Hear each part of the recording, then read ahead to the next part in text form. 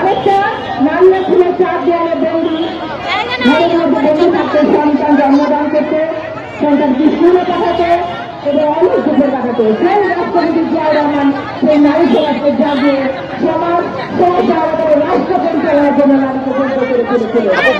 জাতি দেব তিনি একজন পুরুষ হয়ে যে তাকে নারীর কাছে বলেছিলেন, তিনি পুরুষের কথা বলেননি। কারণ তিনি জানতেন যে একটা সন্তানের জন্মদান থেকে শুরু করে বেড়ে ওঠা, তার লেখাপড়া, তার ব্যক্তিত্ব প্রকাশ প্রত্যেকটা ক্ষেত্রে নারীর ভূমিকা অর্থাৎ নারীর ভূমিকা অগ্রগত। আমি একজন নারী, আমি কন্যা, আমি গায়া, আমি জননী, আমি গর্ববোধ করি যে আমি একজন নারী।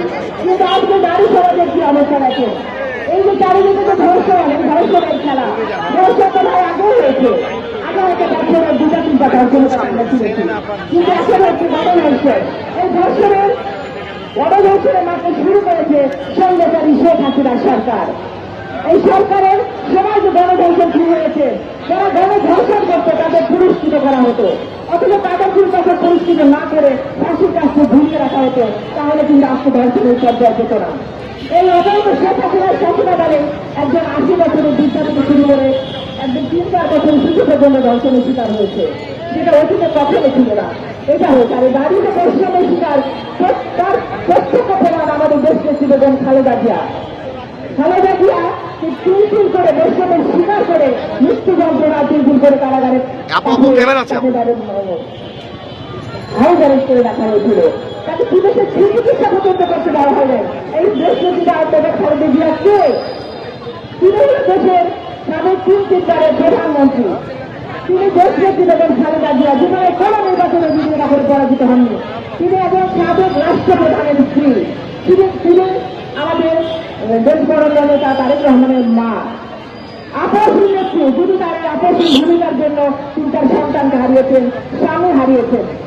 আজকে আমি যোদ্ধা সদস্য করছি গণতন্ত্রের প্রবক্তা, স্বাধীনতার মহান ঘোষক, বীর মুক্তিযোদ্ধা, বাংলাদেশের প্রথম রাষ্ট্রপতি শেখ প্রেসিডেন্ট জিয়াউর রহমানকে, যিনি নারী জাগরণের সূচনা করেছিলেন, যিনি নারীকে আজকে রাজপথে দাঁড় করেছেন, সমাজের প্রত্যেকের প্রত্যেকের নারীর ভূমিকা অস্বীকার্য করেছেন। আজকে সব নদী থেকে শুরু করে আকাশ বলেন, পাতাল বলেন, প্রত্যেকের জায়গায় নারীর ভূমিকা রয়েছে।